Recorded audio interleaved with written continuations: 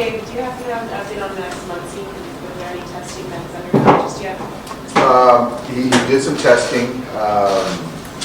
So what we do know is that there's not a UCL tear. It's not going to require surgery. As of right now, that's our expectation. Still trying to hold out a glimmer of hope that he'll be able to join us later on in the postseason.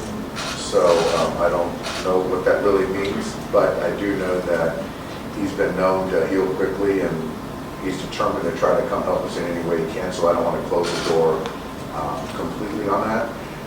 So I guess right now, looking at where we were on Sunday, it's probably the best case scenario that originally we saw. So is the injury to the UCL? It is not. It's not to the UCL. It's. I know obviously it's the elbow region, but I think specifically there was no UCL tear. So then now you're kind of introducing ligaments, tendons, muscles, and things like that. So right now it's really sore. Range of motion not good, which is to be expected. So it's something that we feel with time and rehab, he'll be fine and back to normal. But what it means for the next 4 weeks, that's kind of the wait and see. Go ahead, Mark. How do you see first base kind of playing out tomorrow? I haven't decided on who's going to start at first base tomorrow. Obviously, guys that we have actively, Beatty, Pujols, Cody's played some first base, obviously, more in years past. McKinney potentially could be on the roster who plays in first base. So we've got some options, but I'm going to think about it for another 24 hours. But if a guy starts a game, he might not finish the game there, and you're trying to keep some optionality with the lineup, with the defense, and all that stuff. And what's kind of the latest with Kershaw? Clayton, it's the great thing is that the scans show that there's no ligament damage. So that's something that is a sigh of relief for everyone. It's sort of, he's working out as per usual, and obviously we don't expect him back for this postseason, but I think that short, long term, not to have any ligament damage was a huge sigh of relief for all of us. Previously you said it's also maybe unlikely for the DS with Max Muncy on Sunday. Is that still the case? Who's that? With Max Muncy? Unlikely for the DS? Oh, yeah. I think with Max, the potential DS, very unlikely. Then I think that from right from now, I'll just wait and see a full judgment going forward. And with Kershaw, this might seem like a dumb question based on what you said, but just want to make sure Tommy John surgery is not on the table for him Not right on the now? table, correct, which is great news. Go ahead, Mark. Dave, what does Gavin fit in your plans? And I think I asked this a couple weeks ago, last week maybe, are you willing to put him out in the outfield tomorrow? I'm considering it. The last few weeks, Gavin's done a lot of good things as far as versatility, as far as, and specifically the offense. The truth of the matter is he hasn't played a whole lot of outfield. And I do think that the incident in left center field took some innings away as far as kind of giving him more chances out there. I'm certainly considering it. Whether it's a start, whether it's to fill in, it's a possibility. Having his bat available in a spot also makes sense to me. So, yeah, Gavin's in the mix to be in center field if I want to put Cody in first base. How's he feeling health-wise? He's fine. He's young and quick healer. He feels good. And how about with Walker? Will he be on the roster tomorrow? Eventually, it's a release appearance? Walker will not be on the roster. Okay. Theoretically. Go ahead, Bob. Dave, you have to deal with some injuries where all season your players have to step up. How confident and proud are you of the team that will take the field tomorrow? Very confident. in the guys that we're going to be fielding tomorrow. And we have had to deal with some things, but, you know, I think that every team has. But specifically to our guys, I think that just kind of the mindset of winning one game at a time and not letting things outside of our control affect us, I think we've done a really good job of. And our only focus now is tomorrow. And for me, the front office putting together the roster, and for these guys, do whatever they can to prepare to win a ball game. And so, and I can trust that. Go ahead, Brian. Is using Julio as a bullpen an option for tomorrow, or we have like a length behind Scherzer?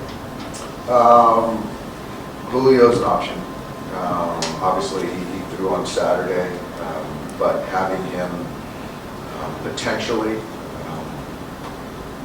being there, we're seriously considering that. But when you're talking about one game, there's really not the need for length, essentially, because you have so many arms at your disposal.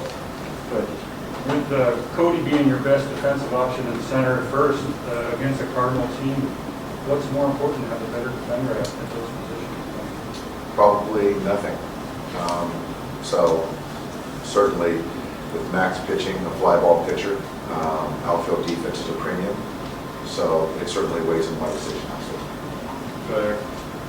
Just wondering, with the wild card roster being only one game, does it create opportunities? I know you had like Terrence Gore in the past. Do you have like a speed guy, and if so, who are your options for that? We don't have that option. You know, with our roster, pinch running for guys doesn't make as much sense because you've also got to replace that guy you run for. Obviously, Albert's a guy that, you know, if we deploy him and he gets on base, that certainly makes sense. But we don't have that guy there. Yeah, how important is your team's how important is your team's experience in Game 7s and eliminating? I think it's really important. I think we've had some success in elimination games, and we haven't. We've done both. But I think that having been able to control the emotions, have those experiences, and a guy taking the mound tomorrow that's done everything essentially in baseball in big games and coming out of them pitching well and understanding what it means, and position players behind them. So and bench guys as well. So being at home, it's going to be excited Dodger fan base. It's loud. We play well at home. So, but conversely, we've got a pretty veteran team over there in St. Louis. So Wainwright is just as good a competitor as Max is. I think it's going to be a great game, but I do think that for us, kind of leading our experience in the past, going to be helpful. How much does having Trey here help solidify the lineup, especially given injuries and other question marks? I can tell you, managing against Trey in a postseason game, it's scary because he can beat you in so many ways. The plan is for him to hit 5 times, and he's always looming his spot. And whether it's the slow roller, or it's the homer, the double the gap, or the walk, he just creates tension. So having him on our club, and even what he said is when you talk about a wild card, his first, his look at it is, this is fun, so it's like that kind of mindset is helpful for any clubhouse. Dave, how helpful is it that you guys saw Wainwright within a month, and then even though they also saw Max that was in shadow, you're probably going to trouble seeing the ball. I think it's helpful. Obviously, Wainwright pitched probably one of his best ball games of the year. Really dominated us, to be quite honest. So hopefully, he's going to make adjustments if he needs to, and I expect our guys to make the right adjustments too. Him and Yachty have a great rapport. He's got great command. Waino doesn't give in. It's two-seamer, it's cutter, it's curveball. It's show in once in a while, especially to the righty once in a while, and it's miss the barrel, soft contact, swing and miss, when he needs it. So we got to be able to play that cat and mouse game. So We have all the information, and I know our guys will be ready. How would the offense look over the last week? Did you see anything, maybe in the theme or anything that was different? I think the last few weeks, I think we've done a much better job situational. Getting guys over, getting them in without getting a hit, using the whole field. With Wainwright tomorrow, we're going to have to do that. Making outs to the pull side is not going to bode well for us. So I collectively, team offensive wise, I think we've done a great job the last few weeks. Good. Dave, with all that experience in elimination games, was there a moment when you've kind of noticed this team's confidence and composure in those winner-go-home situations evolve? I think it's one part of it. I think I've seen it from the pitching, and namely Walker. He's pitched in a lot of those elimination games. But I think collectively as an offense, I think that in years past, I think we've been overly aggressive to a detriment. And more recently, we've been in the zone more and taking walks when needed and kind of passing the baton or whatever you want to kind of classify it as. You look up and down our roster, pretty much everyone, 22 or 23 of the guys that are going to be on this roster pitch in big games. So that's something that feels good.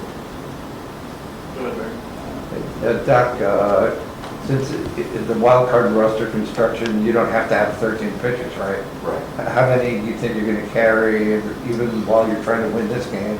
You got to have 5 guys to pitch Friday and Saturday if you win. What are you thinking about doing with that? Well, I think that, I don't know the exact number, but I think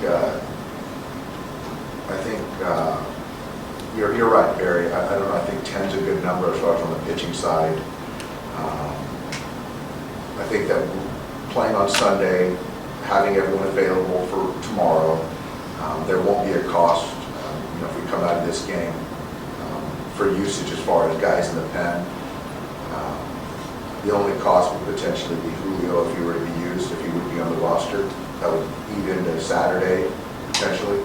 But outside of that, there's really no cost. So yeah, to your question, certainly going to be more position player heavy than normal. So do you have a 1-2 set up for the NLTS in your mind if it comes to that?